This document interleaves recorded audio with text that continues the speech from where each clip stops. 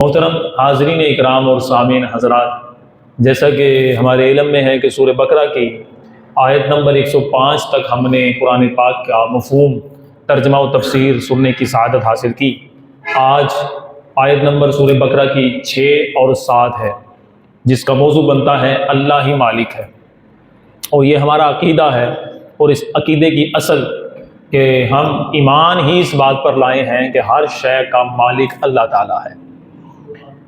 تو اس آیت مبارکہ کہ جو میں نے خطبہ کے اندر تلاوت کرنے کا شرف حاصل کیا ہے، اس آیت مبارکہ میں جو مین سب سے اہم ٹاپک جس کو ڈسکس کیا گیا ہے وہ ہے نسخ، یعنی منسوخ کرنا، ناسخ۔ اس کا آگے اس میں فاعل کا صیغہ ناسخ آتا ہے اور اس میں مفعول کا صیغہ منسوخ آتا ہے۔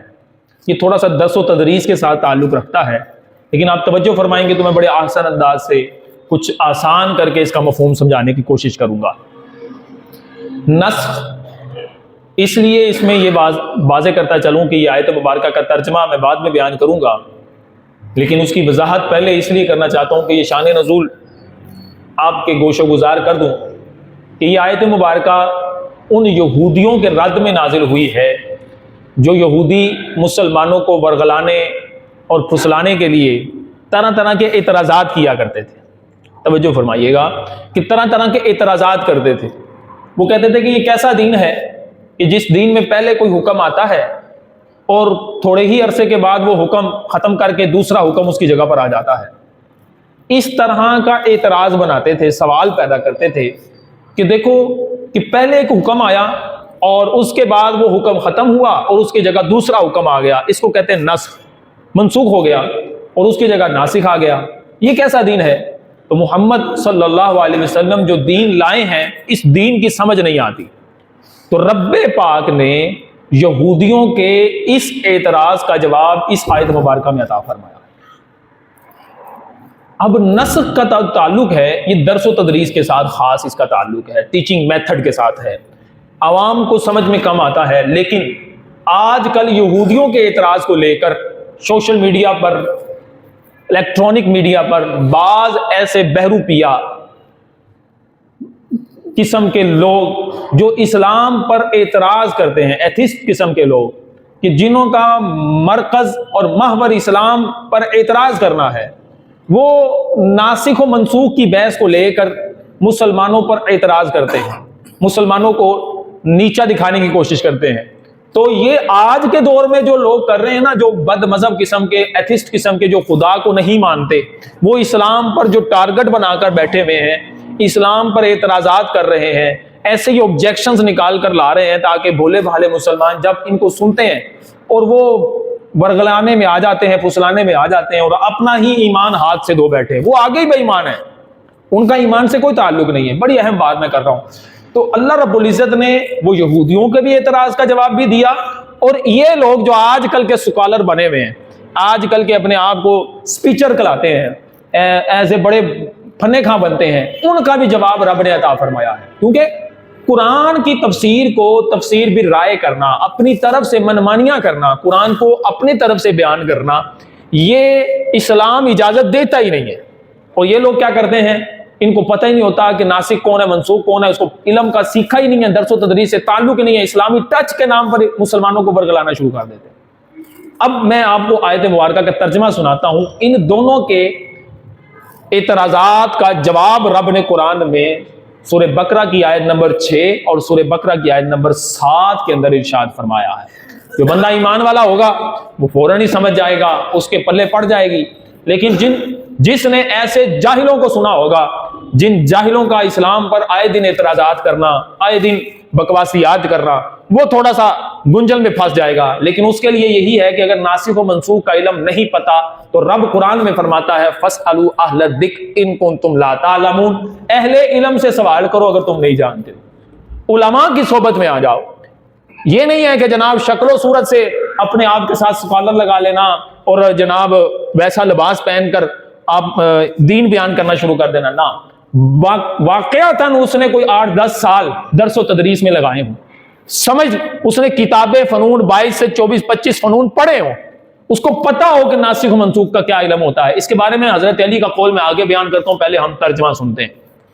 اللہ فرماتا ہے ما ننسخ من آیات، ہم جس بھی آیت کو منسوخ کرتے ہیں، او ننسیہا یا ہم اس کو بھلا دیتے ہیں، ہا ضمیر کا مرجع آیت ہے، یا اس آیت کو ہم بھلا دیتے ہیں، نأتی بخیر منہا او مثلہا، ہم اس سے بہتر کوئی آیت لاتے ہیں یا اس کی مثل کوئی چیز لے آتے ہیں. یعنی ایسا نہیں ہے کہ وہ جناب حکم آیا اور رب اب تو مالک ہے نا، اپنے احکامات کو بدلنے پہ بھی قادر مطلق ہے، اس لیے کہ اللہ نے خود ہی قرآن میں بیان فرما دیا. کوئی یہ اعتراض نہ کرے کہ نعوذ باللہ ذالک، یہ کیا بات ہوئی، پہلے حکم نازل کیا پھر حکم کو چینج کر دیا. نہ، اللہ نے آگے ایمان کو پختہ کرنے کے لیے، بھولے بالے مسلمانوں کو سمجھانے کے لیے رب نے بیان فرمایا الم تعلم ان اللہ علی کل شیء قدیر، کیا تم نہیں جانتے اللہ ہر شے پر قادر ہے، اللہ ہر شے پر قادر ہے. تو یہ جو لوگ یہودیوں نے اعتراضات کرنا شروع کیے، ان کے اعتراضات تھے کہ جناب یہ کون سا دین ہے کہ جو پہلے ایک حکم لاتا ہے 2 سال کے بعد دوسرا حکم آ جاتا ہے، پہلے والا چینج ہو جاتا ہے. تو اگر میں اس کو آسان مفہوم میں آپ کو سمجھاؤں تو آپ اگر میری بات کو انڈرسٹینڈ کریں تو اس طرح سمجھ سکتے ہیں. دیکھیں کسی کے گھر میں بچہ پیدا ہوتا ہے، اپنے گھر میں نہیں تو بھائی کے گھر میں، نہ رشتہ داروں کے گھر میں بچہ پیدا ہوتا ہے، یہ ہم بھی بچے تھے. تو یہ بات ہر ایک کو پتا ہے کہ جب بچہ چھوٹی عمر کا ہوتا ہے تو اس کو ٹھوس غذائیں نہیں دی جاتی، اس کو ماں کا ممتا کا دودھ ہے، اگر دودھ نہیں پیتا تو اس طرح کا لیکوڈ دیا جاتا ہے جس سے اس کا پیٹ بھر جائے. پھر ایک وقت آتا ہے کہ اس کو ماں کا دودھ دینے کے ساتھ ساتھ مختصر سی ٹھوس غذائیں بھی دی جاتی ہیں. پھر ایک وقت آتا ہے کہ اس کو صرف ٹھوس ہی غذائیں دی جاتی ہیں اور ماں کا دودھ نہیں دیا جاتا. پھر آخر میں ایک ایسا وقت آتا ہے کہ وہ جناب روٹیاں کھاتا ہے، صحیح جو چیز ملتی ہے اللہ کی نعمتوں سے مستفید ہوتا ہے. تو گویا کہ ہر چیز کا ایک وقت ہوتا ہے، ہر ایک کا پیریڈ ہوتا ہے. کیا یہ جائز نہیں تھا کہ اس کو ماں کے دودھ کے ساتھ ساتھ ٹھوس غذائیں دے دیتے؟ یہ ناجائز ہو جاتا؟ نہیں.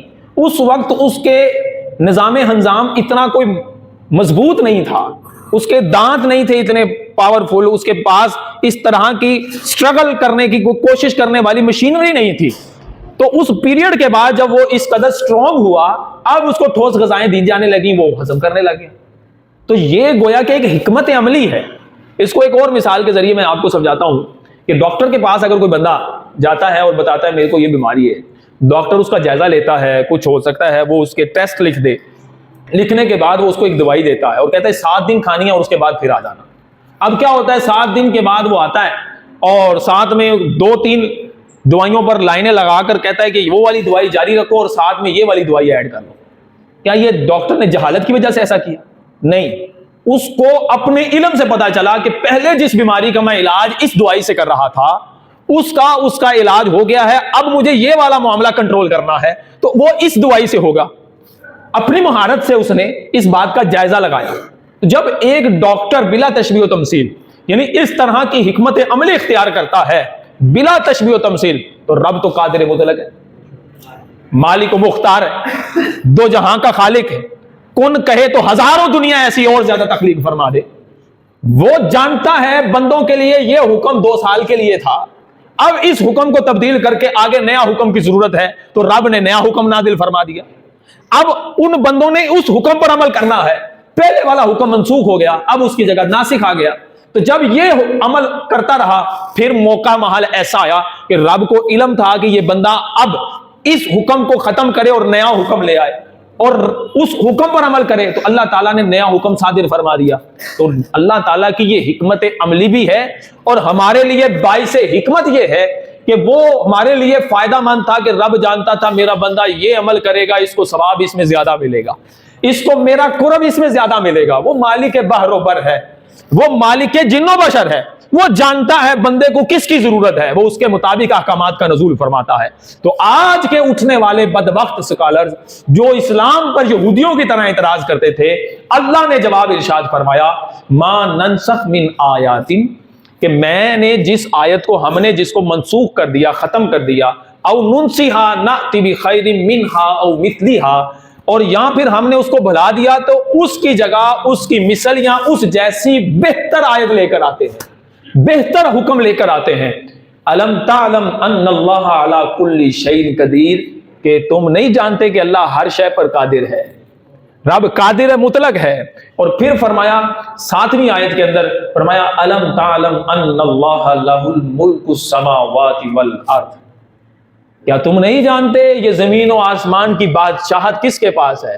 کس کے پاس ہے؟ بولو، اللہ کے پاس ہے، وہی مالک بحر و بر ہے۔ اور پھر فرمایا وما لکم من دون اللہ من ولی ولا نصیر، اور اللہ کے مقابلے میں نہ کوئی تمہارا حمایتی ہے، نہ ہی کوئی تمہارا مددگار ہو سکتا ہے۔ یہ ہے سورہ بقرہ کی آیت نمبر 6 اور 7۔